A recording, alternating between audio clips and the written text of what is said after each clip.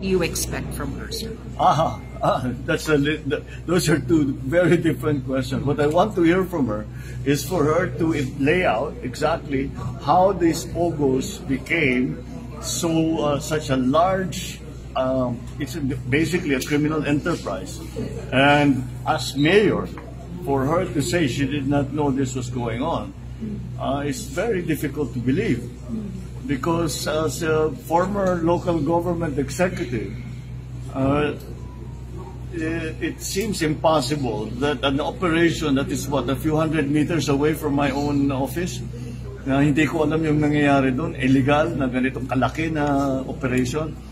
Kaya sana maipaliwanag niya kung bakit hindi niya alam. At kung paano bilang isang mayor na hindi niya malaman kung ano yung nangyayari doon sa bayan niya na ganyang kalaki na problema. Tapos marami pa siyang kasagutin. Paano siya yumaman ng ganyan? Ba't ang dami-dami ng pera? Paano siya naging mayor na hindi naman sa kilala ng tiga doon? All of these things. All these questions have actually been asked by both the House and the Senate.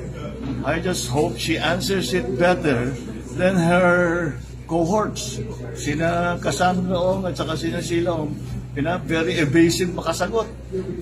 Sana naman maputi-puti ang sagot ni Alice Go as compared dun sa mga kasamahan niya. Because it will not help her at all to be evasive.